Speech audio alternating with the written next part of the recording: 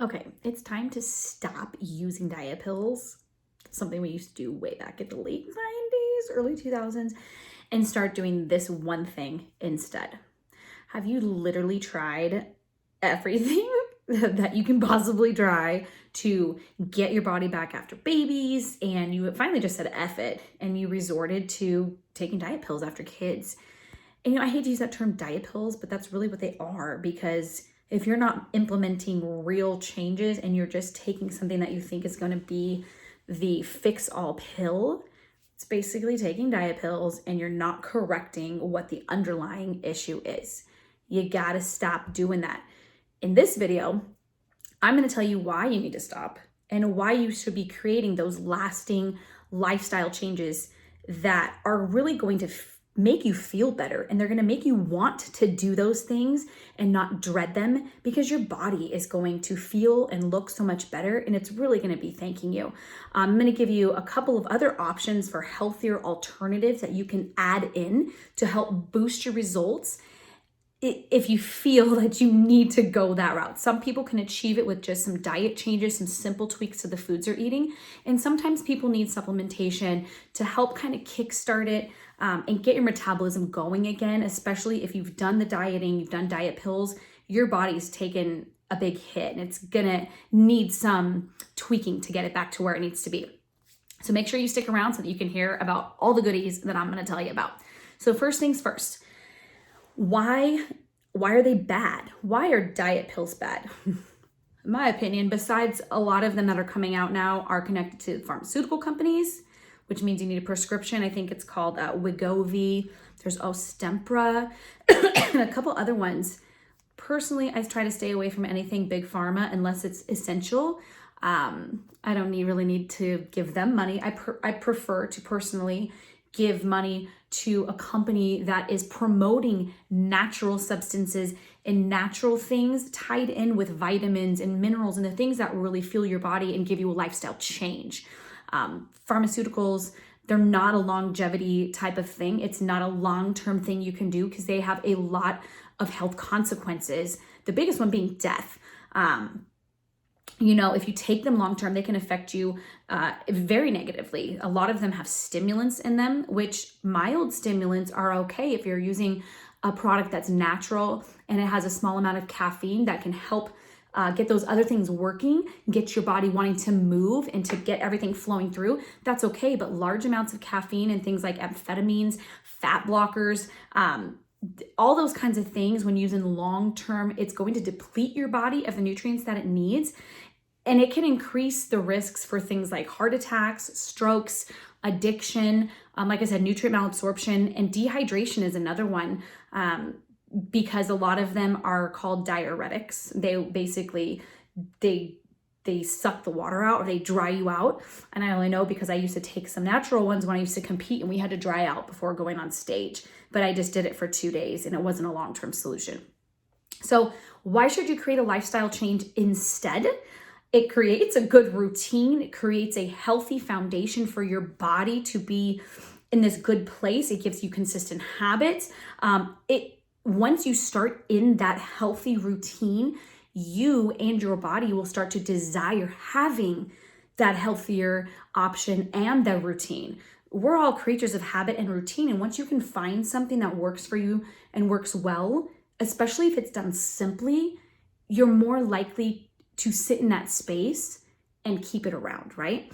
It's a long-term solution and it can be maintained, where something, again, like a short-term solution with pills, that can't be maintained unless it turns into an addiction. Then you kind of don't have a choice.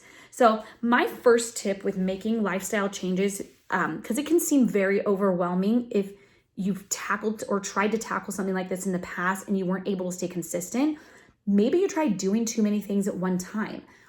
I would recommend starting small and implement it, adding in a few changes maybe every 2 to 3 weeks. So if you've just had a baby, or maybe you're just finding yourself wanting to get healthier after having your kids, maybe your youngest is 2, start small if you haven't really implemented anything yet. Maybe start going for walks daily if you haven't done that yet, or start adding in 3 to 4 20-minute workouts that aren't super high intensity, that maybe just get your body moving, getting you into that routine. Maybe start getting together a healthy breakfast, maybe with just doing a simple shake and a piece of whole grain bread or some Ezekiel toast with some eggs, something simple. That's basically what I had to do start again after my daughter was born. I tried to maintain as much as I could while I was pregnant and before she was born. And then when she was little, I had a lot of help from my husband, who was able to make me healthy breakfasts in the morning. And so that kind of got me on track, because when you're nursing, you want to eat all the time. And it's really hard if you don't have the help to make those healthy selections if you're busy with other children. I had the help, so I can't say that I'm coming from a place of not having the help. If you don't have the help, you can set yourself up for success by, when you get your groceries or your husband gets the groceries, make sure you include a couple healthy snacks in there and maybe start that way. Maybe doing some like Roma tomatoes with mozzarella on a little piece of toast or some avocado toast, and start doing it consistently so you get that going. Cook healthy dinners or get healthy dinners delivered, whatever it is that you do. The second tip is you really want to live by moderation, not deprivation. Like, you don't want to remove all the things that you enjoy, because you won't be successful. I'm telling you that from experience and knowing other people as well. When you try to just cold turkey cut out all the things at once, you won't be successful. It's too hard. Mentally, it's hard for your mind to wrap it around that. And then that change that your body's going through, it's going to gravitate going back towards what's comfortable. So if you want to get uncomfortable, 80-20 rule. It's my favorite way to live, especially when it comes to food, because I did the full deprivation where I ate the same meals all day: chicken and green beans and rice, or chicken and sweet potato and broccoli, egg whites for breakfast, and all the things. It's very monotonous and very boring. So it's okay to have foods that you enjoy, but make sure that 80% of what you're choosing is going to be healthy options, even the healthy options that taste good. Fruits are not bad because they have sugar in them. Use those if you have a sweet tooth and you like them. Include them with some Greek yogurt with maybe some nuts on top or some granola.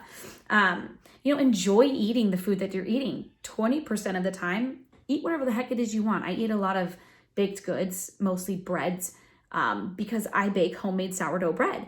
So if you do something like that, don't restrict yourself from it. Just find a place for it and make it healthy. It works very well if you live by that premise and you don't deprive yourself, but you moderate yourself instead. So I also said that I was going to mention some different alternatives that can help accelerate your results and won't have you feeling like crap. They'll actually help you feeling better. So it'll give you more energy and a more of that want to stay on the healthy track. So you can add in things like a pre and a probiotic, which is going to help balance your gut. It's going to help with any kind of bloating once you're switching some of the foods. It's going to help keep you regular, which is really, really important as well. You can add in herbal metabolism supplements. I have a couple that I take. One is stimulant free. The other one has a small amount of caffeine, but it's all herbal, and they support metabolism, blood sugar. They help with my energy. They help with my mood, and it just helps keep me not wanting to overeat. And I don't have an issue necessarily with that for the most part. Some people do, and that's what an appetite suppressant can do, but look for something natural. Look for something like a capsaicin. It is basically from a chili pepper, and it will help rev up your metabolism. It will make you feel hot and sometimes sweaty, but that's okay, or prickly. But it can help boost your metabolism as well. Increase your water. You want to drink a ton of water so you're not getting dehydrated, and also helps flush toxins out. It can help flush fats out, all the good things. You want to drink half of your body weight in ounces. I know that can be hard depending on how much half of your body weight in ounces is. Excuse me. I personally wouldn't go above drinking 1 gallon a day, because then you can also off kilter some of your electrolytes, but stick to 1 gallon tops, but then half of your body weight in ounces.